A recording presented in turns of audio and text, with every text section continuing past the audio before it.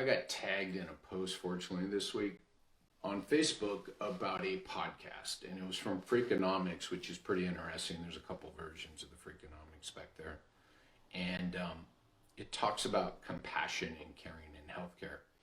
And this may sound, I mean, if you think about it, it should sound, I would hope, very similar to what I've been saying, is that patient success leads to business success. So it's not that long, so it's in an hour. It's Freakonomics episode 444. And they talk about the science and the research and the work they've done around showing that compassion improves all these things for patients' outcomes, their satisfaction, all these things that they like to measure. At the end of it, for the last 8 minutes, they also talk about two things: how the giving comes back.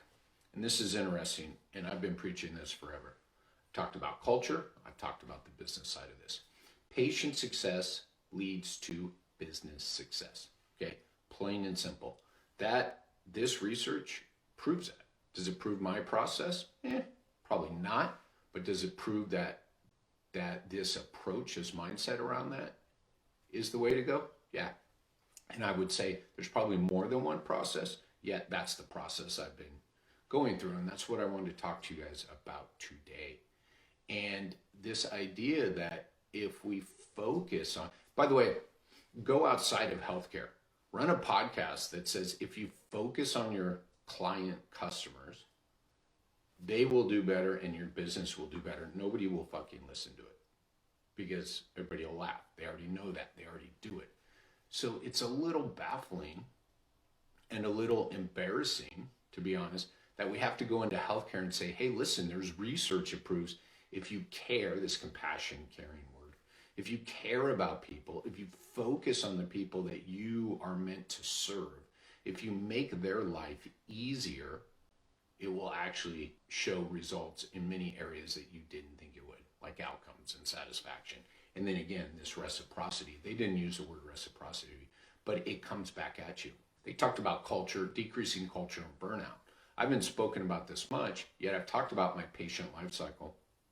And I've said that my patient life cycle, your patient life cycle, anybody's patient life cycle, ends up becoming your culture, okay? And that's what I want you guys to think about today. We need a process. We need a system, right? People post, compassion, caring, we teach this, we do that, we do this. Sorry, our tagline is compassionate caring. And I'm like, if you can't tell me your patient's life cycle, your patient's journey within your business, then this compassion and caring is to what end? And I would argue this: what's led to provider burnout is the fact that there's more compassion on the provider side and then it lacks everywhere else. So check this out. Think about this for a second. This is the perfect example, and this is how my journey started, and this is the example I use all the time. If your patient has a good experience with the provider, they were compassionate and caring, and yet your front desk and your back office, the billing side of it, didn't work, that is not a positive result. And so if we want to look at the big picture and say, well, compassionate and caring gets people better, I would say, does it get people better? Is there a lasting result? Do you still get the same results? Here's where I'd like to go with the research. If the team is not dialed in. So rather than wait for that research, I think you guys know my point on this.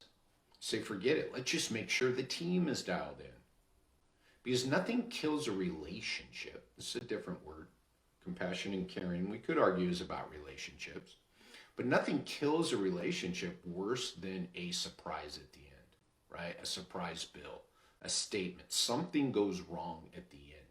No matter how good the care was, all that person will talk about is how shitty the experience was, right? And that happens over and over. Pull up reviews, pull up testimonials online, right? That's how my journey started. We had a lot of negative reviews about our billing process, right? And we fixed that billing process by understanding there was a team, right?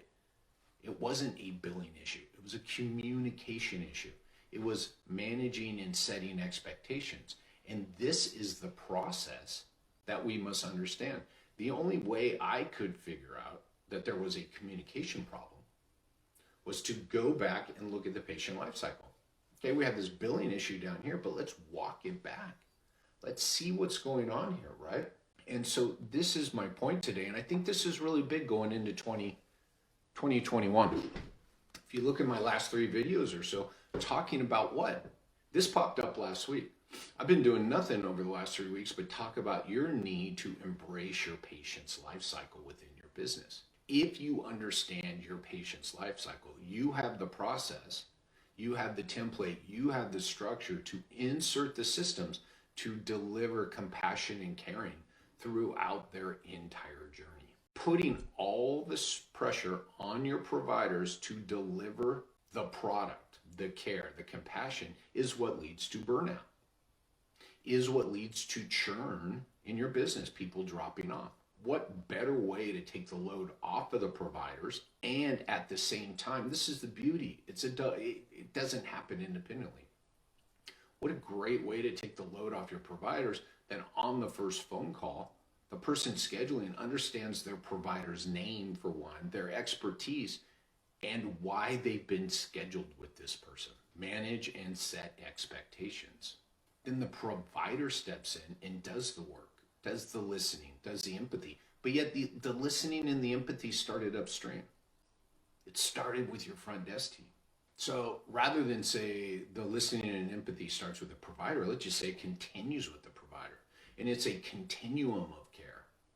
I always use this trust trajectory example, right? We deliver these people, they call the clinic, there's no trust. They show up and we expect our provider on a val day to build all this trust and to show this compassion and caring. When the patient walks in and the front desk person treats them just like another number and hands them the load of paperwork and talks to them very indifferently, very flat. I'm not saying they're mean.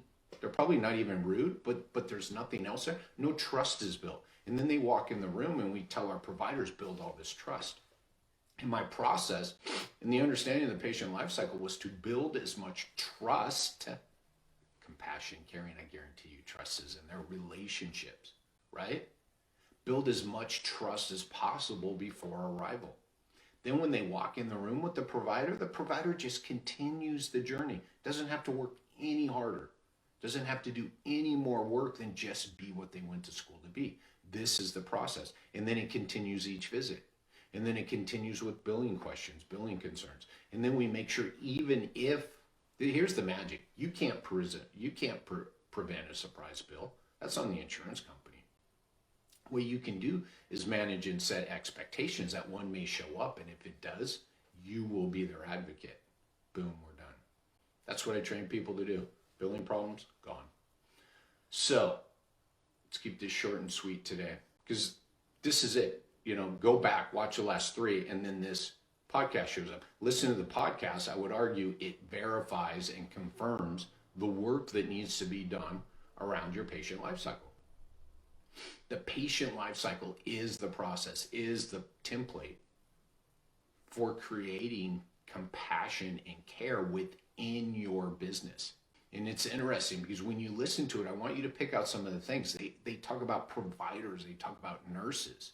They don't talk about many people outside of the team. And I've talked to other researchers about this. I've wanted to look at the impact of the team alliance, I call it, right? Instead of therapeutic alliance. Yet rather than wait for that, I say, look, why don't we just build it in, right? This is all about mitigating risk. If we build in a system for compassion and caring, you think your business will do better? I'll guarantee it. So rather than wait for that research and keep dumping stuff on your providers, let's build the template. Let's build the structure. Let's insert the systems to deliver compassion and caring throughout their life cycle, which the research has already shown will improve your business.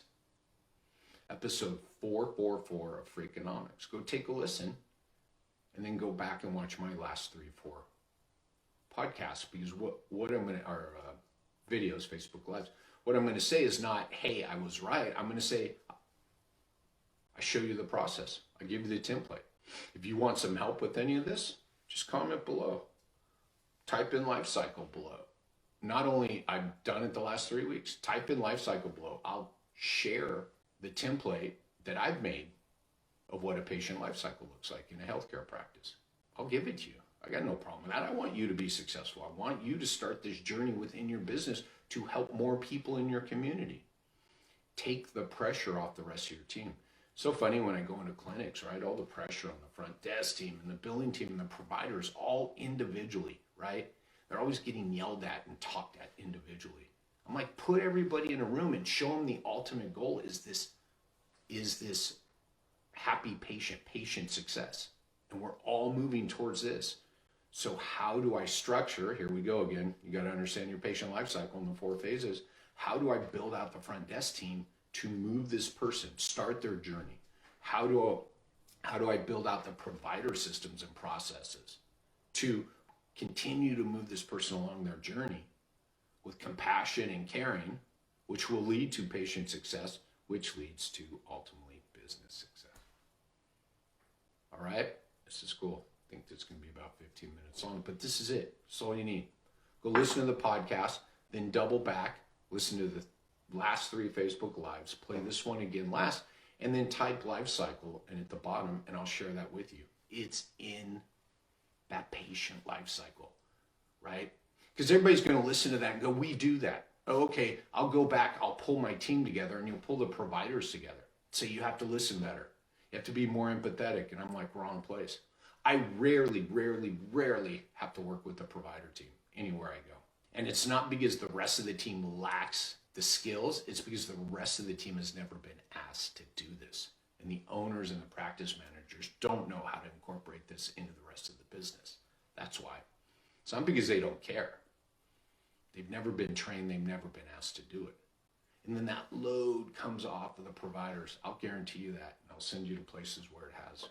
We got to distribute the compassion and the caring across the spectrum, across their life cycle. We got to put the structure in place, the patient life cycle. We got to insert the systems. One of the things, let me give you a quick example and we'll be done, is the information, the goals and things that the front desk collects on the first visit gets passed on to the provider before the eval. So the provider gets to greet this person with their goals, with their expectations, right off the bat. Doesn't even ask, right? Which shows what? Caring, empathy, acknowledgement, all those great skills. That person's been there for 5 seconds with that provider. And success, patient success, is already being built. Again, the trust trajectory. Cheers all. Happy holidays, Merry Christmas, whatever else you celebrate. That's this week. And I'll be back here next Tuesday. And we're really, actually next Tuesday, I think, what is that? What's the date? Whatever it is, 29th or something. We're just going to start talking like it's 2021. Been trying to get people, because what you want to do, you want to map out all this work before 2021 starts and hit the ground running, okay? If you want the life cycle, type it in below. I'll share it with you. If you want to talk about how to make this happen in your business, or if you want to bounce off of me what you're doing currently and seeing if that's good enough, which it could be, right? Just reach out below. Type in life cycle. I'll send it to you on Messenger, and then you can tell me if you'd like to have a conversation. Cheers.